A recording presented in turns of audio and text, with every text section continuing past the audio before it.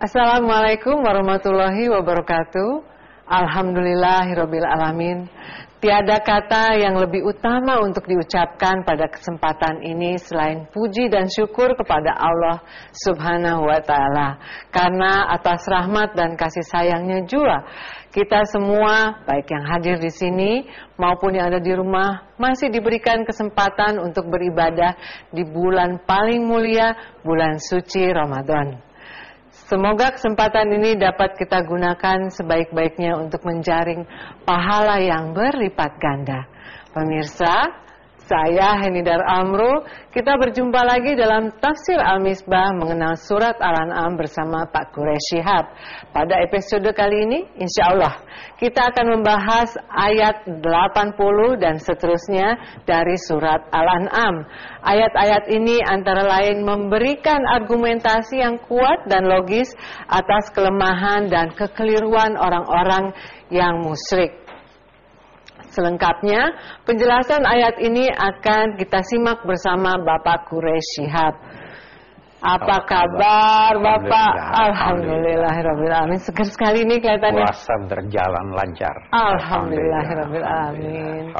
Baik, pemirsa, pagi ini kita juga ditemani oleh jemaah, ibu-ibu jemaah dari pengajian At-Tauhid Puri Bintaro Hijau, pengajian Al-Muhajirin Bekasi, pengajian Ar-Rahmah, dan pengajian Lentera Hati. Saya akan menyapa dulu. Assalamualaikum warahmatullahi wabarakatuh. Ibu-ibu yang cantik, apa kabar? Waalaikumsalam warahmatullahi wabarakatuh. Baik, Ibu, semuanya terima kasih sudah hadir bersama kami.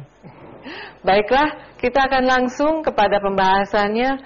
Silahkan, Pak Quraish. Baik. Bismillahirrahmanirrahim.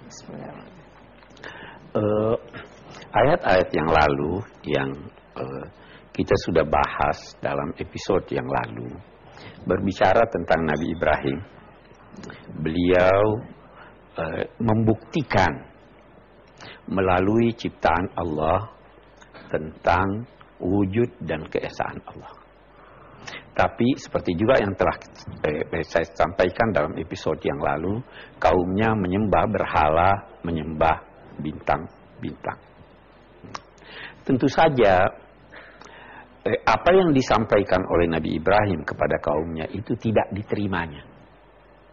Tidak diterima oleh kaumnya. Bahkan kaumnya membantah Nabi Ibrahim. Bukan cuma membantah, mengancam Nabi Ibrahim. Kita baca ayat 80. Wahajjahu qaumuhu. Nabi Ibrahim dibantah oleh kaumnya. Enggak benar itu, ini. Banyak tuh alasan klise yang diajukan oleh kaumnya itu atau oleh orang-orang musyrik itu. Nenek moyang kita dulu dah sembah itu. Kamu ini datang membawa ajaran baru. Kira-kira begitu ya. Iya. Selalu. Nah, wajadna aba'ana ala ummah. Kami dapati orang tua kami sudah sembah itu. Tak benar itu kamu. Wahajahu qaum. Baru di Nabi Ibrahim berkata, menyampaikan, atuhajuni fillahi wa qad hadani.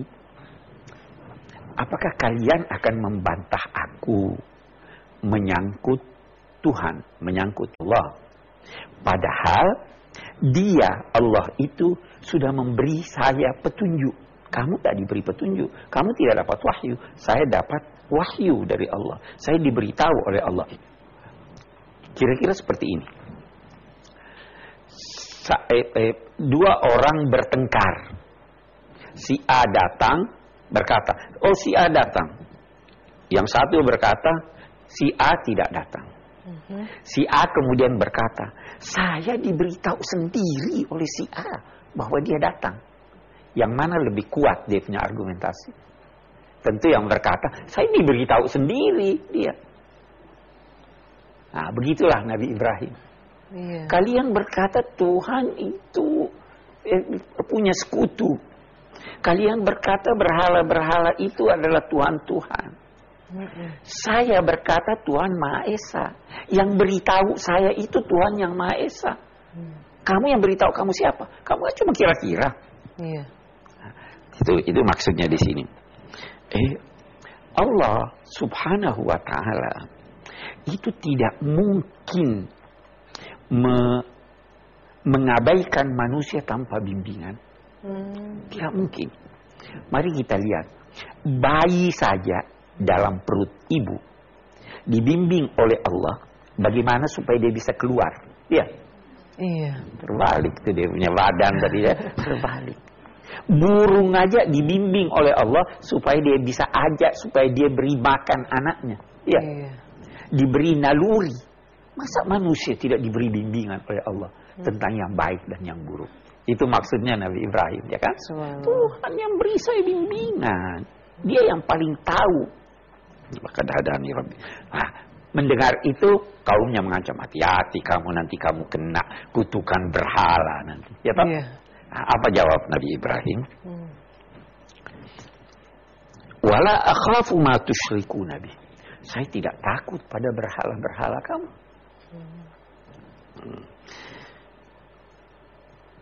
Illa ayyasha rabbi syai'a.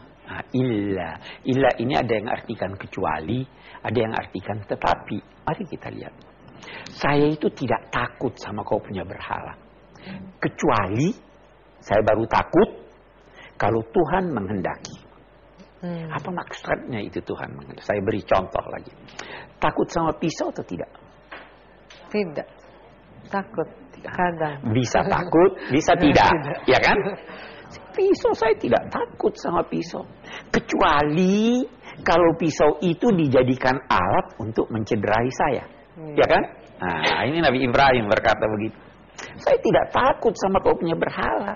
Kecuali kalau itu dijadikan Allah sebagai alat. Jadi sebenarnya yang kuasa Allah. Iya kan? Iya. Jadi saya atau kita berkata, tetapi saya hanya takut kepada Allah. Dia memang bisa menjatuhkan suatu siksa kepada saya kalau saya dosa. Jadi ini Nabi Ibrahim sangat-sangat percaya pada peranan Allah dan sangat tidak percaya kepada peranan selain Allah kecuali kalau Allah memberi sesuatu itu peranan. Itu dulu pernah Nabi Ibrahim begini. Sewaktu Nabi Ibrahim mau dibakar oleh penguasa masanya Namrud. Api sudah begitu besar. Datang malaikat Jibril. Nabi Ibrahim, kau butuh bantuan? Apa jawabnya kira-kira Nabi Ibrahim? Kalau Allah berkehendak. Dia jawab, darimu tidak. Tapi dari Allah. Ya. Nah, kita juga begitu kan sekarang. Ada yang ancam ini. Enggak. Ada Allah. Ya kan? Itu selalu begitu. Jadi keyakinannya tentang Allah sangat kuat. Itu sebabnya kita jadikan teladan Nabi Ibrahim.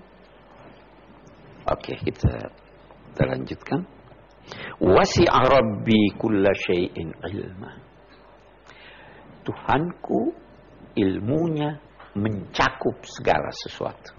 Kita akan lihat apa makna ayat ini sebentar. Baik, terima kasih Pak Gores. Pemirsa, sebelum kita melanjutkan lebih jauh, kita akan jeda.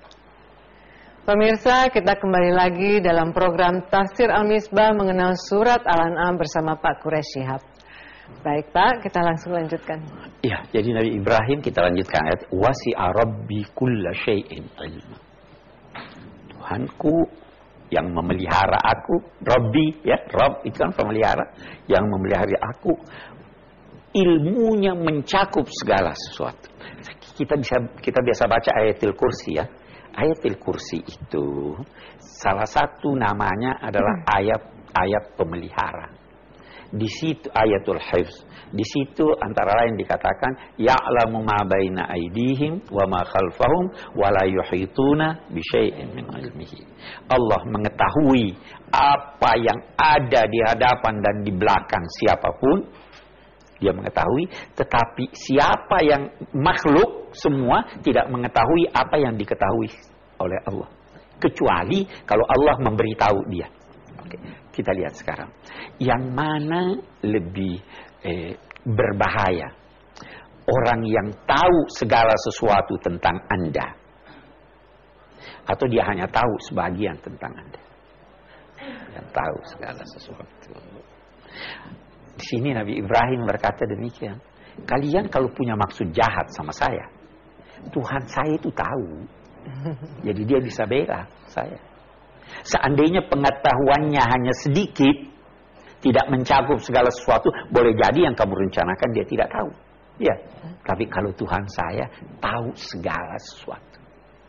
Jadi begitu ada langkah buruk dari kamu, Tuhan tahu. Wasi'a Rabbi kulla syai'in ilma. Afala tatadzakkarun. Apakah kamu tidak mengingat? Nah, ini saya mau terangkan ini. Kenapa ayat ini yang berbicara tentang Allah, tentang kemahasaan Allah, tentang kekuasaan Allah, tentang ilmu Allah, dikatakan apa kamu tidak ingat? Kita bertanya dulu. Sesuatu yang diingat itu sudah ada dalam benak atau belum ada? Yang diingat sudah ada. Sudah ada. Kalau saya berkata kenapa kamu tidak tahu, itu sebelumnya tidak tahu. Iya. Ya. Tapi kenapa kamu tidak ingat? Nah, itu berarti di episode yang lalu kita sudah singgung, ada yang tanya, itu berarti persoalan ketuhanan, persoalan akidah, kita tidak membutuhkan untuk membahasnya melalui nalar